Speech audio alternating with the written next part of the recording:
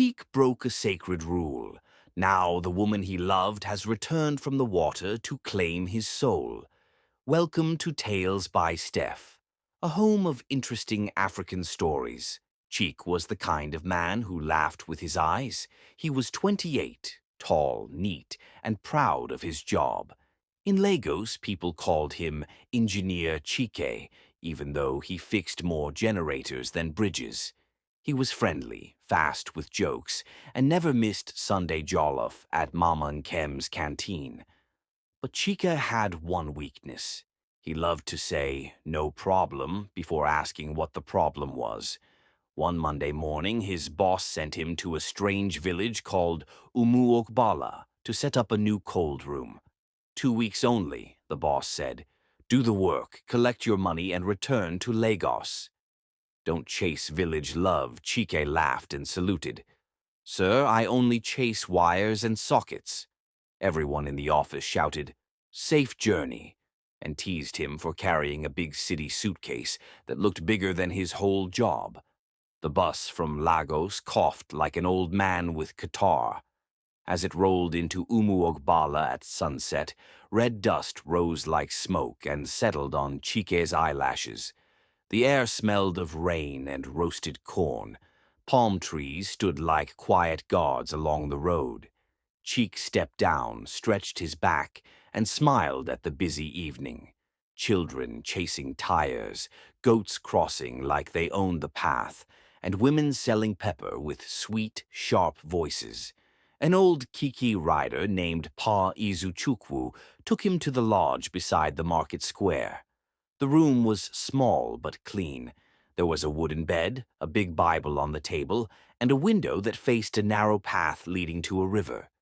Engineer, Pa Izuchukwu said, lowering his voice, here we respect certain nights. If you hear a flute after midnight, don't follow it. And if you see the red silk by the river, greet it and keep moving. Chike laughed again. No problem. I only follow the sound of money. The next morning, Chike started work. He checked cables, tested the generator, and arranged the cooling pipes. Market women watched him as if he were making magic. The village chairman, a big man with a soft belly, shook his hand and said, Finish this cold room and you will eat goat meat till your teeth sing. Chike bowed. Chairman, let my teeth start choir practice now. At noon, a slim, elderly woman in white wrapper came close. Her eyes were old but bright. City boy, she said, our village has laws. If you see beauty by the Red Silk River, don't ask for a name. Beauty here can cost a life. Chike smiled, polite. Mama, thank you. I came to fix a cold room, not to look for beauty. But his heart beat like a small drum. He was curious, very curious. That evening, Chike followed the narrow path behind the lodge to the river. The water moved gently, wearing a scarf of sunset. A strip of red cloth, like silk, hung from a low branch and touched the water, as if the river itself was wearing lipstick. The air went cool. The frogs paused their song. She appeared, quietly, like a soft answer to a loud question. She was young, maybe 22. Her name, she said, was Adaora. Her skin was the color of a ripe palm nut. Her eyes were calm but deep, like the river. She wore a simple blue dress and a white scarf on her hair. She carried a basket of bitter leaves and stood barefoot on the wet sand. Good evening, Chike said, suddenly shy. Good evening, she replied, smiling with only half her mouth, as if the other half was keeping a secret. Are you from around here? He asked, even though the answer was clear. I am from here, she said, but I also belong to the river. Chike laughed to hide his small fear. Me too. I belong to the generator, Adaora laughed, and the river seemed to laugh with her. Just a ripple, just a hush. They talked about simple things, how Lagos never sleeps, how Umuogbala sleeps too early, how fish tastes better when you roast it slowly, and how red dust refuses to wash off new slippers. Adaora spoke softly, choosing words like someone picking ripe mangoes. She did not tell him her father's name. She did not say where she lived. When he asked, "Can I walk you home?" she shook her head and pointed at the red silk on the branch. "Not tonight," she said. "Here, we greet the river and go home before it sings." "Who sings? The water?" Adaora watched the moving red strip. "Everything sings when the night is ready." A soft breeze passed. The red silk licked the water. Somewhere in the trees, a flute tried a small note and then kept quiet. On the 5th day, the cold room was almost done. Chike had started arranging extra lights like a proud peacock. He couldn't stop thinking of Adaora. He went back to the river before sunset and found her again, standing where the sand felt cool. "Adaora," he said, "I like talking to you. When I finish here, will you come to Lagos? Come and see how the street lights shine like stars that fell down. I'll cook jollof for you, okay? I'll buy it, but it will still taste sweet." She looked at him the way a mother looks at a sleeping child, soft, careful. "Lagos is far." "Not too far," Chiki said. "I will pay for your transportation. I will show you the beach, the cinema, and the bridge that looks like a harp." Adaora touched the red silk with her eyes, not her hand. "If I come, you must keep our ways." "What ways?" "Respect the nights, respect the songs. Never speak my name when the moon is full." Cheek laughed because he did not understand. "No problem," he said again, his favorite promise. Adaora's half-smile returned.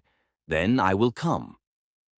They picked a day, the last market day before his return to Lagos. They agreed to meet at the big Iroko tree by the square. Adaora would bring a small bag. Cheek would bring bright dreams. As he walked back to the lodge, the elderly woman in white wrapper stepped from the shadows. "City boy," she whispered, "some doors open to rooms and some doors open to rivers. When you invite a river into your house, make sure your floor can carry it." Chike tried to laugh, but the joke stuck in his throat. From far away, he heard a flute's long, thin note slide across the evening like a blade. He told himself, "No problem." But his shadow, long and nervous, shook its head. For the first few months after Adaora came to Lagos, life tasted like honey mixed with pepper, sweet and surprising. Choki couldn't believe his luck. Every evening when he returned from work, he would meet Adaora in the small kitchen, humming village songs while frying plantain. She wore simple dresses, always clean, and spoke softly. Even when she didn't say much, her presence filled the house like gentle perfume. The neighbors began to talk. "Engineer Don Carry Village Wife-O," they teased. Chike only smiled, holding Adaora's hand proudly as they went to buy groceries at the roadside market. She never argued with anyone. Even the loud bus conductors respected her calm spirit. At night she would sit by the window, staring at the moon as if it were a friend. When Cheek asked what she was thinking about, she would reply quietly, "The moon doesn't forget. It watches both land and water." Chike didn't understand her riddles, but he was deeply in love. Sometimes, when she fell asleep, he watched her face and whispered, "Lagos is lucky to have you." Adaora had told no one in her village that she was leaving. Her parents thought she had gone to visit a cousin in another town. In truth, she had followed her heart, and Chike, without permission or blessing. The old woman's warning at Umuogbala still echoed in her dreams. "If you follow him, the river will follow you." One morning, while sweeping the compound, Adaora fainted. The broom fell from her hand, and the dust rose like frightened birds. Chike rushed to her side, carried her inside, and after she woke, they went to the hospital. The doctor smiled after the test. "Congratulations, Mr. Cheek. Your wife is 2 months pregnant." Cheek's eyes widened with joy. "Wife?" he repeated, laughing. "Well, maybe it's time to make it official." Adaora smiled too, but her eyes held a shadow. A child of land and water, she whispered to herself that night, staring again at the moon. From that day, strange things began to happen in the house. At night, Chike would wake up to the sound of water dripping, though no tap was leaking. Sometimes he found Adaora standing on the balcony at 2 a.m., talking softly to no one. When he asked, she would say, "I'm speaking to the river." The air would smell faintly of wet sand. One night he woke up and saw Adaora's eyes shining blue in the dark. It lasted only a moment, and when he blinked, the glow was gone. He told himself it was his imagination. He loved her too much to believe anything strange. 9 months later, Adaora went into labor. The midwife came quickly. The baby was stubborn, refusing to come out. Adaora screamed, gripping Cheek's hand tightly. "Promise me," she gasped. "No matter what happens, don't let them bury me far from you." Cheek nodded, tears running down his face.